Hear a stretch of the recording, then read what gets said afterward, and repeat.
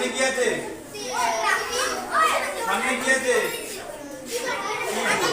তাহলে একটা কম্পিউটার কিভাবে অন করা হয় সেটা এর আগের দিন আমরা দেখেছিলাম। আজকে আমরা শিখছি কিভাবে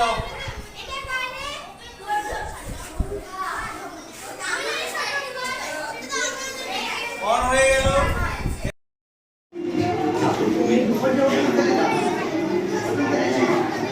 পাঠা দেন